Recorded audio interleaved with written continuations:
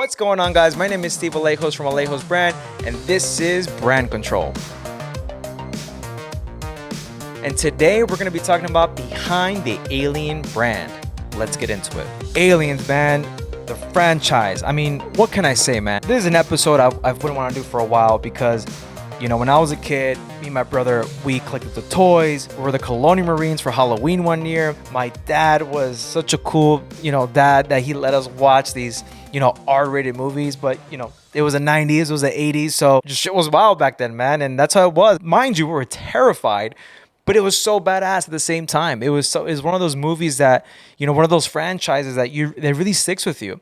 And even though it's a horror film, technically, it's like a sci-fi horror, it still brings such awesome memories because how Aliens, the franchise, took it beyond just the movies. And they really redefined how branding is done in film. And what I mean by the branding, I'm talking about the Weyland-Yutani logo. I'm talking about the scoring. I'm talking about the sound effects. I'm talking about the merchandise. So first and foremost, let's talk about the Weyland-Yutani logo. This was developed in the 70s, the late 70s, early 80s, I believe. They were kind of ahead of their time, and it makes that logo perfect when it comes to aging. And we all know what their intentions are behind the scenes of what they're trying to do with the corporation. So anytime you see it, it is iconic, but it also has this really dark, message behind, what they're trying to do.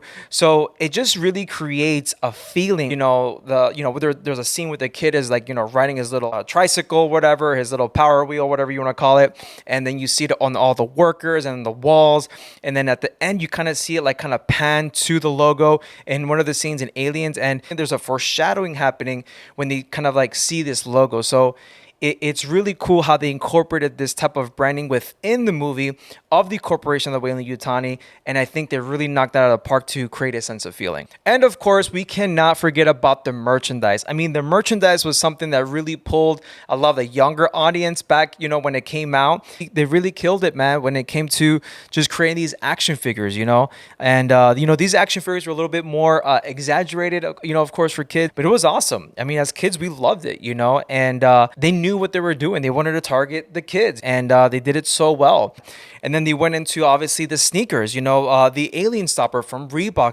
These sneakers were first worn by Ellen Ripley, played by Sigourney Weaver, in 1986 film, Aliens. The shoe gained cult status, man, and it sparked increased demand for consumer versions. Over the years, there have been several recreations, including the recent Reebok BB4000 mid-stoppers from Alien Romulus.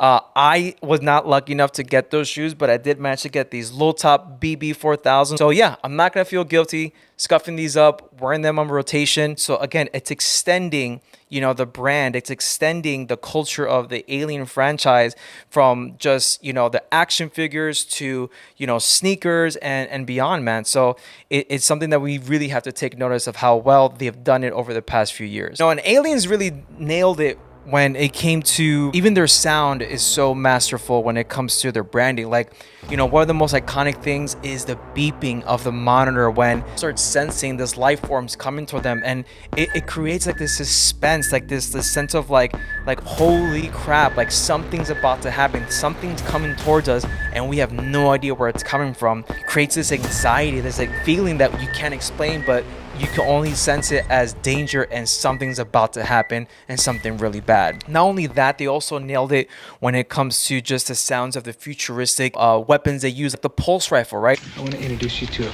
personal friend. It's an M41A pulse rifle. We got to see the pulse rifle, come back in Alien Romulus. Look, when Hicks was showing Ripley how to use it, and then you start hearing it, they're freaking start shooting all the aliens up. It's an iconic, screeching, futuristic sound correlate to the pulse rifle that's exclusive to the Alien franchise. So what can we learn from all this, right? When it comes to just the visuals, the audio, the merchandise, and the sense of culture that they created so perfectly that just goes beyond the movies, We can learn about creating a feeling for our brands. I think if you grab those ideas, and put them in your own way for your business or your company or the product that you're selling, I really think you can go, beyond just, the product itself or the service that you provide it can really create a sense of culture. We need to create that as business owners or creatives too. It's not just about selling, it's about storytelling. Thank you guys so much for watching. This was Brand Control behind the Alien brand.